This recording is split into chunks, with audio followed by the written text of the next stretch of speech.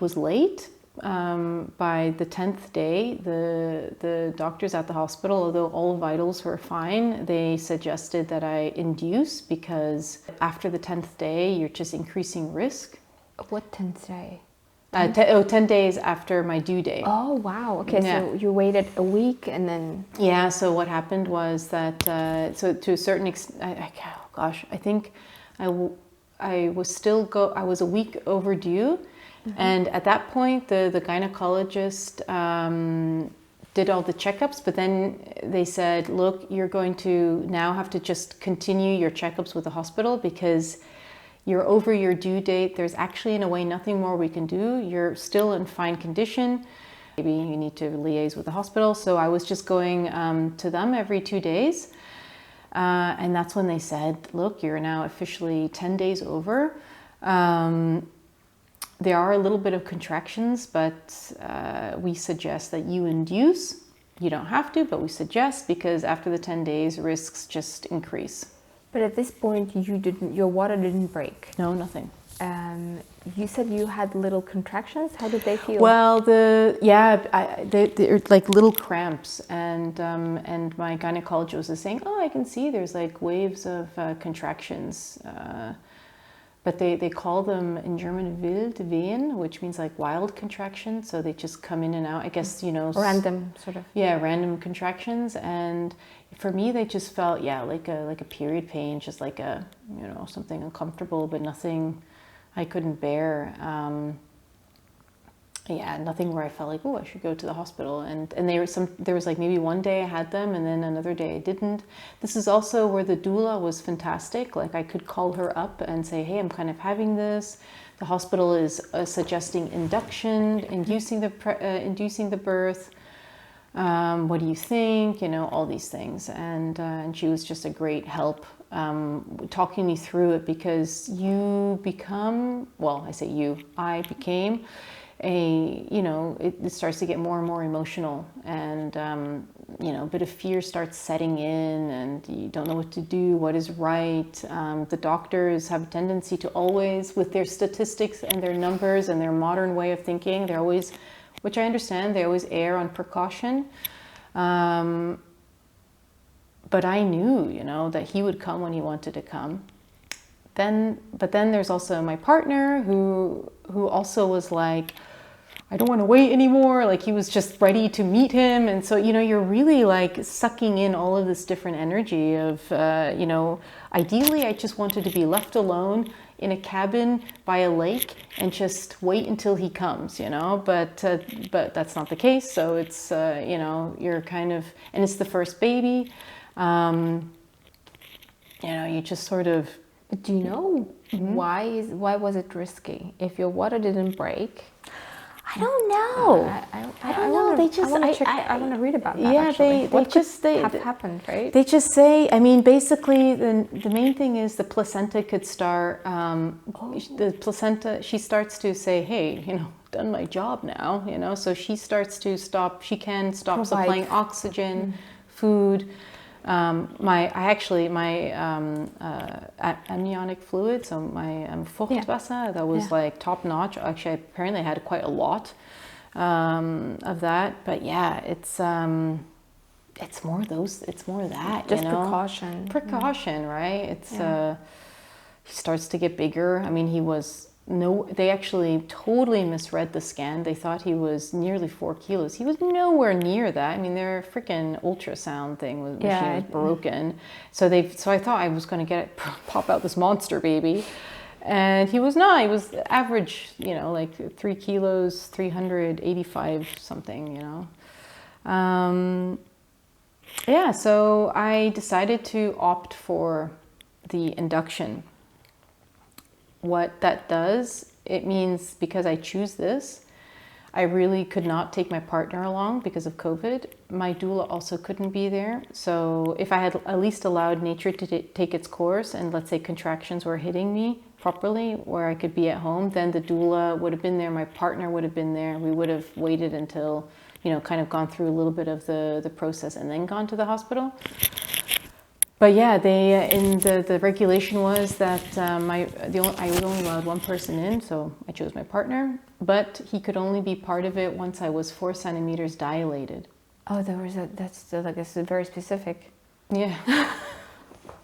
Okay. Well, I guess maybe at that point they don't expect it to go much longer or something. I don't know.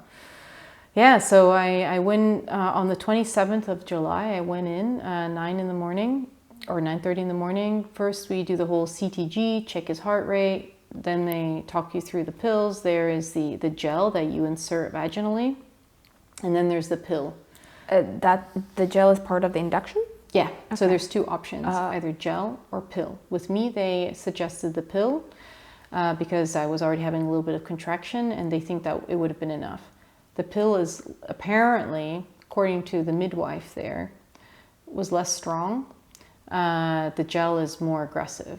I knew one mother who did the gel because I don't know if her water broke, but she told me that she had hardly any fruit water, so amniotic fluid left. So that meant like the baby needed to come out fast because they had hardly any more water in the uterus.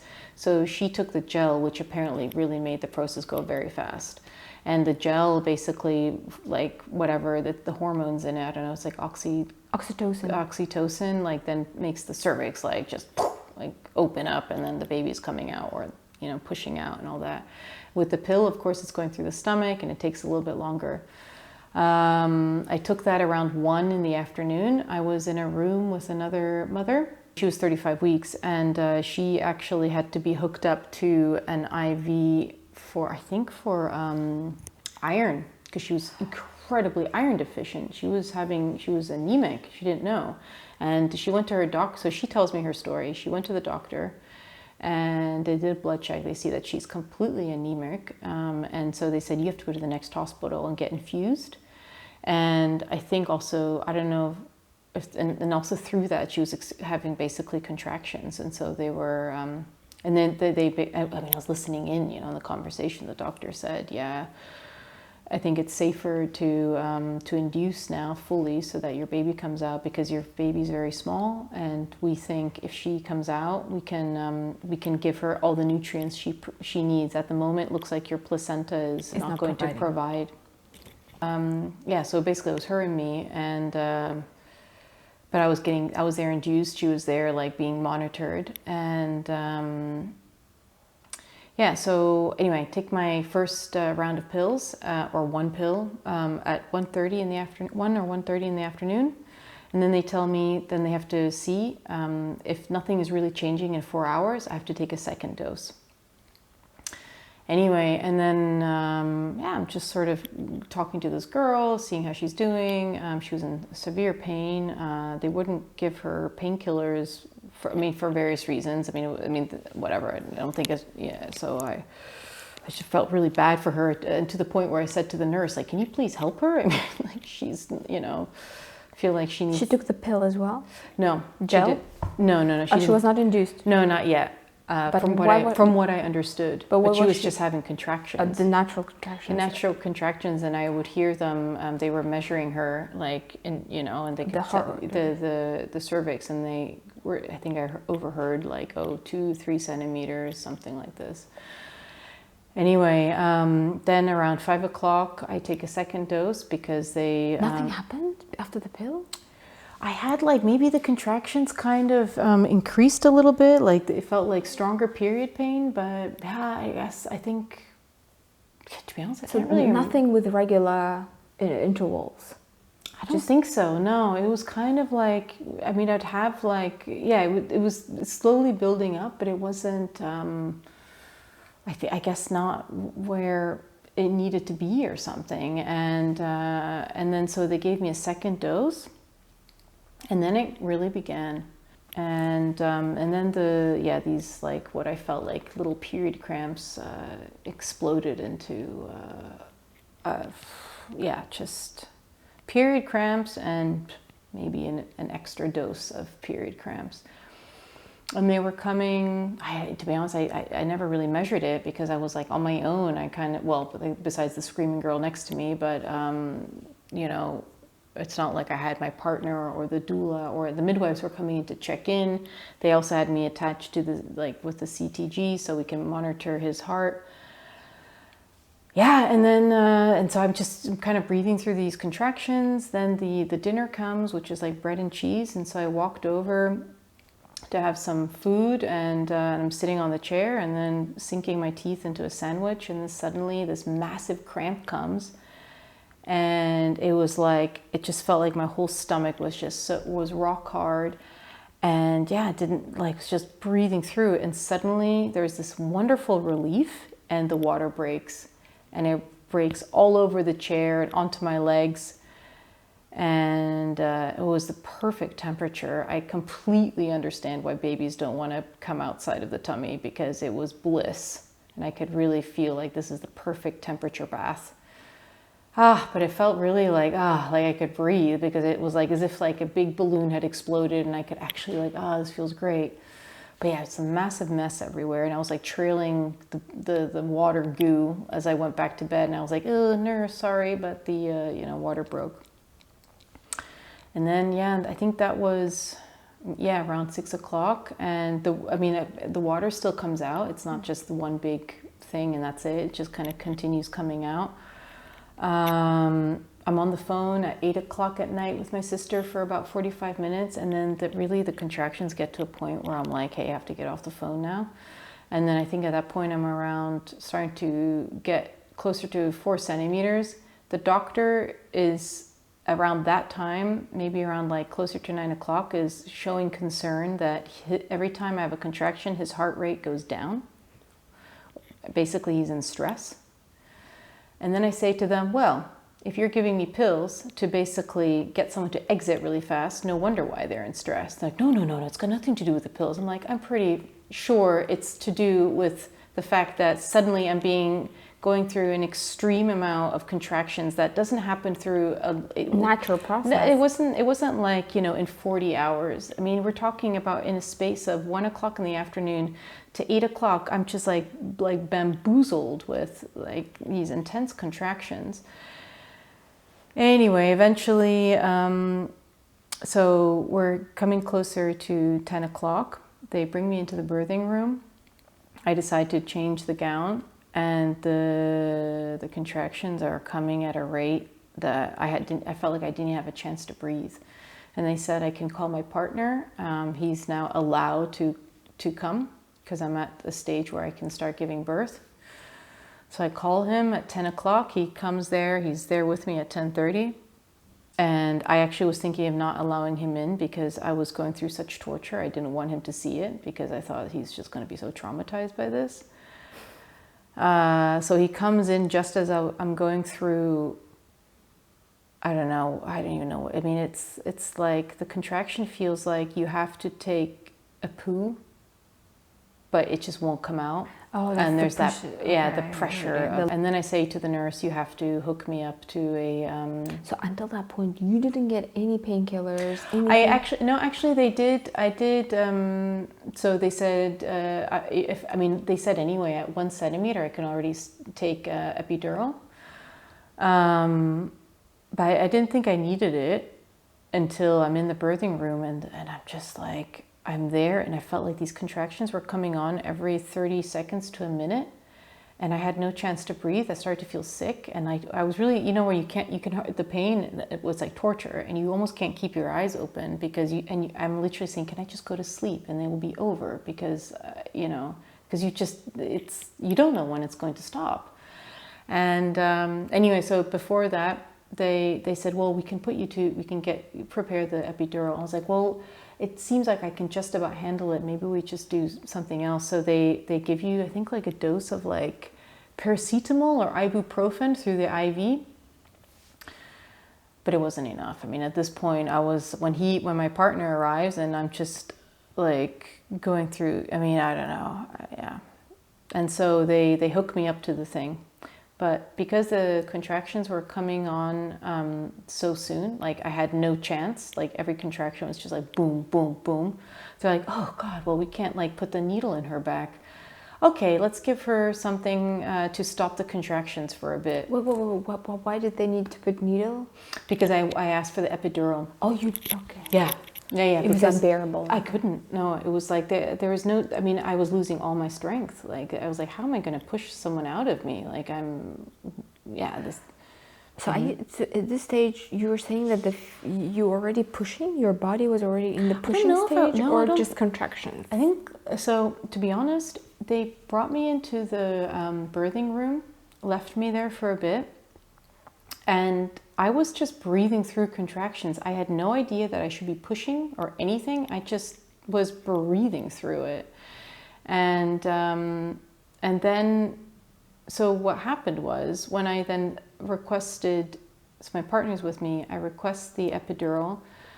The contractions are coming on every 30 seconds pretty much, and they're like, oh, we have to stop the contractions because she's just having, there's no way we can put the needle in her back for the epidural. So then they give me something that pauses the contractions. It's just, I felt like at this point we're just playing some kind of chemical game with my body. I was like, so you can stop these freaking things? Great, if only I had known. Anyway, so they stop it with some other who knows hormone. Anyway, and then once the epidural kind of kicks in, it's heaven. Then you just feel a pressure. You don't feel like all the other things surrounding it. You just feel this heavy pressure. And then the doctor comes in and she says, okay, Miss Wagner, we really have to now get this baby out. He really doesn't want to... actually, there's a whole nother process. I forgot. Because they were so concerned with his heart rate, they wanted to test his blood to see if it's acidic. If it's acidic, that means that he wasn't getting enough oxygen. So, because they could apparently you could see the head enough through the cervix. So they went in with some kind of like thing or where they could collect the blood from the scalp, and then they would test the blood. Anyway, apparently it wasn't acidic, but they still needed to get him out now. Yeah, so they're like, okay, now we really have to start pushing. And then, anyway, so I'm on my back, legs in the air, partner is behind me, and it's difficult with the epidural, like to feel out the contractions. I mean, of course I felt the pressure, but it's sometimes you're not sure anymore. But yeah, anyway, and the one actually at this point it was very fascinating, and I felt like we were a good team at that point. Like the midwives were awesome, the doctor was also awesome, and it was the midwife. There's the older midwife, and you felt like she was like the matriarch, and she looks at me and she says, okay, Miss Wagner, you're now going to take in a breath and hold it, but press down really hard and like squeeze out. And so whatever, I mean, because I'd never done a push before like this. So I was like, thanks for telling me how to do this, because I had no idea what to do. So yeah, and just, and I was always, they could, with the first push, I was so good, like, yes. And then the second one, I was not so good. They're like, God, she's so good with the first one, but the second one is always a little bit too weak, and And anyway, and it was really at this point, it was like this fight between, do we do an emergency C-section, or should we help what they call in German the Saugglocke, so the sucker, where they can also help pull him out. And I have to tell you, I never wanted to do an operation, but at this point I was like, whatever it takes to get him out, right? You really just don't care anymore about yourself, you just care about the child. And I really felt that. I was like, I could die, I don't care, but he has to live. Sorry, I get really like emotional with the, like, oh. Yeah, so they pull him out. So they decided to. So they said, okay, we'll. Did you make the decision, or did they? They did it. Okay. They did it. At this point, I was just taking orders. I was happy to do that. Happy to take orders, and then she was cool. The doctor was like, "Oh yeah, cool. I can see the face," and it was like she was describing what she was seeing. So I knew, good. Okay, I didn't have to do this C-section. So they used something to... Yeah, it's like a special thing that like sucks them out. So they have he had a little ring for a little while, a couple of days, he had a little ring on his head, because the thing is with the epidural, as much as you push, you just don't feel enough to really squeeze out. So I think that's why a lot of the times they have to also suck them out. Do you know what is it called in English? Because I just never... No, I think so. Saugglocke, because it's like the shape of a bell and it sucks. So it's like the sucking bell. But I don't know. I mean, I think back in the 70s, they might have used literally a claw, like a type of clamp. But I don't think you do that anymore. You use this other thing. More advanced. Replacement. Basically a vacuum cleaner, but without the cleaning part. Yeah, it happened quickly. I mean, he arrived at 1:30 in the morning on the 28th. So it was really, my partner was with me for 3 hours and he'd come out quite quickly. I mean, you could say the whole, the birth or whatever, the labor took 12 hours, which is really quick. It's like half a day, you know. Did you have any, did you have to get any cuts, or was there any? Yeah, they did a little incision. They had to? Yeah. So on the third day when I got back home, because the midwife, when I told my midwife, so I gave birth, she was like, okay, even it was on a Saturday we got home, and she still came on that same day. So like part of the midwife, they come on the day you get home so they can check in on you and see everything. And and she also at some point, I have to stop doing that.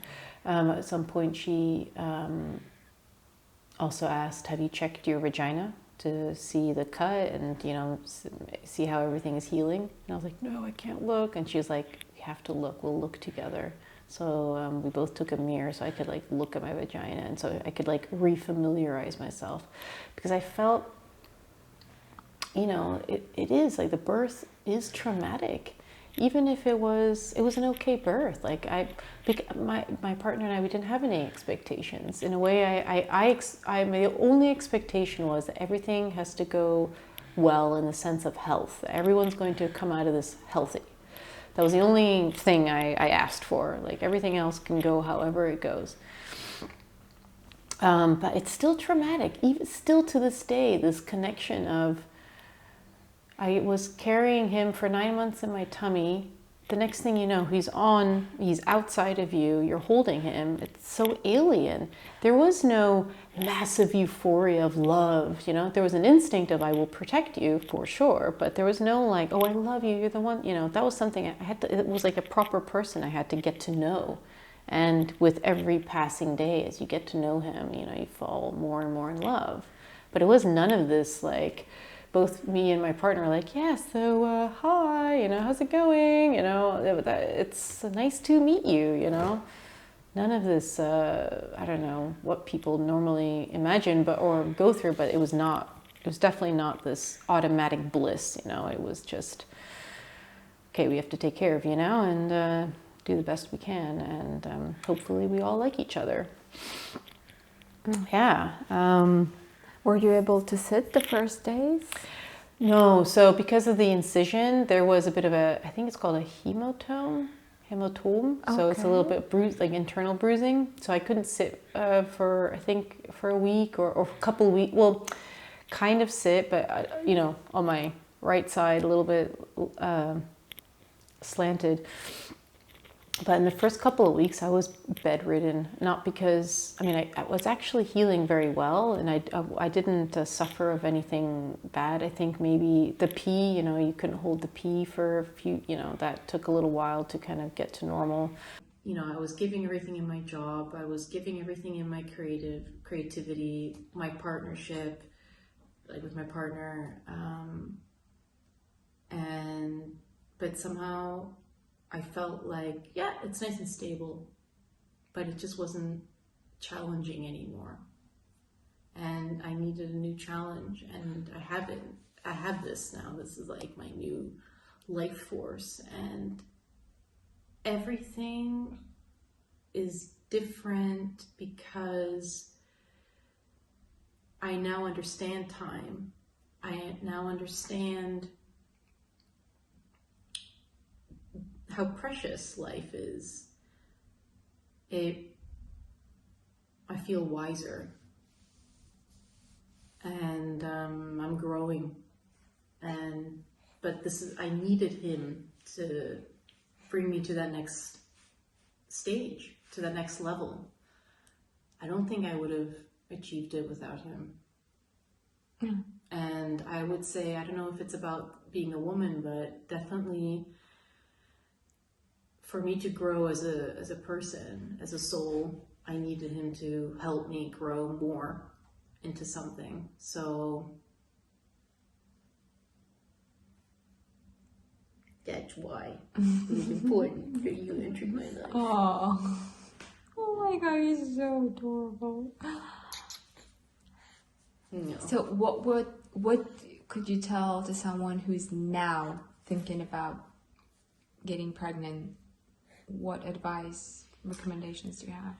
Well, I would say if you're in a partnership, make sure that you have very good communication now, because you will need it. Be ready that depending on your partnership, that the work of raising a child is 95%, 99% going to fall on you. So be ready for that. You might risk building resentment towards your partner because you see them being able to leave the house whenever they want to, go to work, build their careers, while you're like at home. It's a great job, but it's depending on what kind of personality you are. I'm someone who just can't do the one thing. I need to do multiple things, and it was driving me crazy. So again, just be ready for all of that. Know about it. I think it's nice to romanticize, but there's a very hard reality to it, and it can challenge you yourself, like you personally, physically, mentally, and it can challenge the partnership. So be ready for it. Make sure that you feel absolutely like nothing can rock your boat, because this will rock your boat. Yeah, I would say. Thank you so much.